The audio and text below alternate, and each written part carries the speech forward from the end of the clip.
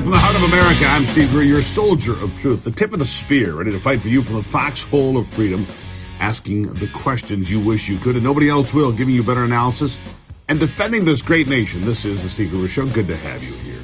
Here's 3 big things you need to know right now. Number 1, the pandemic may have one more victim. That is Tony Fauci, with Rand Paul accusing the doc of lying to Congress and sending an official criminal referral. Wow, big stuff. Number 2, the climate zealots have a new public enemy. Number 1, it's called summer. And because they want to cancel July going forward, they're going after the farmers. Thought food was expensive now? Just wait. And number 3, the Department of Justice, in the latest subtle move to hide the truth, actually took a shot at getting the star witness to the Biden corruption scandals tossed in jail before he could appear before a hearing in front of Congress, which is set to happen a little bit later today.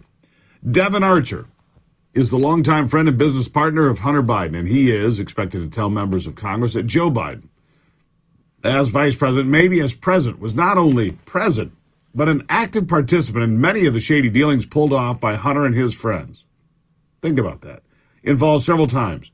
So in one of the most blatant moves yet by Biden's lieutenants to keep the scandal hidden, they're pushing for Archer to report to prison now. That according to brand new court documents and a letter that was sent on Saturday. That's right, an official DOJ letter sent on the weekend. Nothing fishy about that, of course. Archer was previously sentenced to 1 year in prison for a conviction all the way back in 2018 for a scheme to defraud Native Americans to the tune of roughly $60 million. Archer has been fighting the conviction, has been out on bail for months now, but his attorney says this latest development is unusual, and he'll be filing a formal response by midweek. Just another bizarre twist, and it's being noticed by those on both sides of the aisle, as you can imagine, because it's so strange. The DOJ trying to block Devon Archer's appearance, coming today, like I said, with a letter on Saturday, asking for him to begin his sentence in prison. Listen to this. It's odd that it was issued on a Saturday, and it's odd that it's right before he's scheduled to come in to have an opportunity to speak in front of the House Oversight Committee and tell the American people the truth about what really went on with Burisma. So, I don't know if this is a coincidence, Maria, or if this is another example of the weaponization of the Department of Justice, but I can tell you this. The lengths to which the Biden legal team has gone to try to intimidate our witnesses, to coordinate with the Department of Justice, and to certainly coordinate with the Democrats on the House Oversight Committee to encourage people not to cooperate with our investigation, to encourage banks not to turn over bank records, to encourage Treasury not to let us have access to those suspicious activity reports. It's very troubling, and I believe that this is another violation of the law. This is obstruction of justice. Archer's attorney said his client is aware of speculation that the DOJ move is an attempt by the Biden administration to intimidate him before his appearance today behind closed doors with the House Oversight Committee. The attorney, Matthew Schwartz, says his client doesn't believe that is why the DOJ is setting its demands on a weekend, but we do. Schwartz says Archer will be there and will answer all the questions put to him honestly, and as a result, James Comer says he could be a hero in America.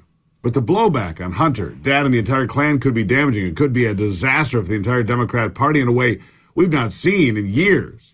This could be a real game changer, and that's why the Democrats are getting their talking points in order, rehearsing them ahead of time, making sure they're perfect and ironed out and probably tested with a panel. Congressman Dan Goldman, a Democrat, could be showing cracks in the line that Hunter Biden and Joe Biden did nothing wrong, and we know there are problems when you hear Donald Trump's name dragged out for defense over and over and over again. That's when you know you have problems. Listen to this. Right. I think that there's been a lot of hay made of this, but this is a fairly typical process that goes through. This was an unusual agreement, in part because it's a 24-month agreement, and there's the possibility that Donald Trump will be president. And we know from his presidency how much he weaponized the Department of Justice to go after his enemies and to favor his associates. And so Hunter Biden's lawyers are concerned that Donald Trump, if he were to get the presidency, would weaponize the Department of Justice. And so there is an added calculation to this. But the fact of the matter is that this is a Trump-appointed U.S. attorney, a Trump-appointed judge. This is a very independent and thorough investigation. And I think that whatever happens in the Hunter Biden case, we can rest assured that it was done based solely on the facts and the evidence, and that there was nothing else to it. Yeah, so it was Donald Trump that weaponized the DOJ, eh? And went after his political enemies. Can I get some examples of that, please? A list, some actual evidence to that horse manure? I mean, that's the biggest pile of horse manure I've heard in a while, and it's quite something. It seems to me that the blue team is frightened. They know the damage that can be coming from Devon Archer's testimony. And, of course, this comes on the heels of the Delaware disaster where the sugar-sweet plea deal got tossed out by the judge for a blanket immunity she refused to accept for Hunter Biden. So that's going to get renegotiated and returned to the courtroom in about a month or so. But by then the wheels may come off because the Hunter Biden story, instead of going away, got a whole lot bigger with that mess in Delaware last week. It showed that the DOJ, the prosecution, and the defense were kind of working together. And over on CNN, the hits are coming faster and meaner as one guest calls Hunter Biden a scumbag.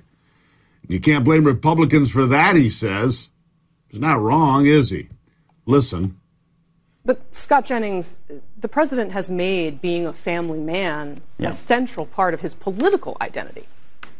It's not Republicans, with all due respect, who made Hunter Biden into a complete scumbag on this and other issues. The ignoring his own daughter for 4 years, and the president of the United States hanging up a stocking for the dog, and not for his 7th grandchild. Okay, look, we can also have sympathy for people who are struggling with addiction. Let's keep this conversation respectful. Listen, I totally agree. And you know where I'm from, a lot of families deal with addiction. And you know who ends up picking up the pieces? The grandparents. And in this case, the grandparents would not acknowledge this little girl. It is offensive. But the bottom line is... But they have now.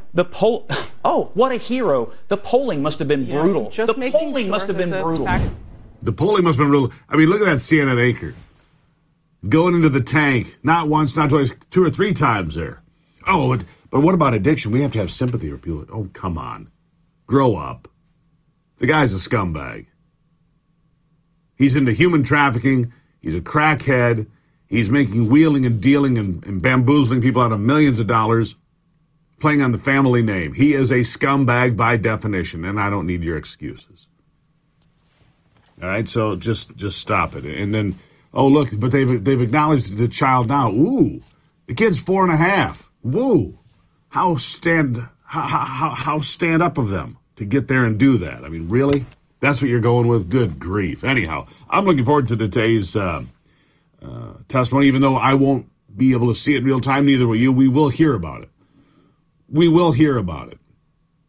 And if it becomes something of great importance, which it will, maybe we'll be lucky enough to see it out in open court as they testify in front of Congress openly, because that's what we really need here. We need the testimony to be out in front of God and everybody. That's a fact. That is a fact. We have more of all of this. Hope you had a great weekend. I did. Hope you had a great weekend. We've got a lot more to discuss in just a moment here. It's the Steve Gruber Show heading into this busy week.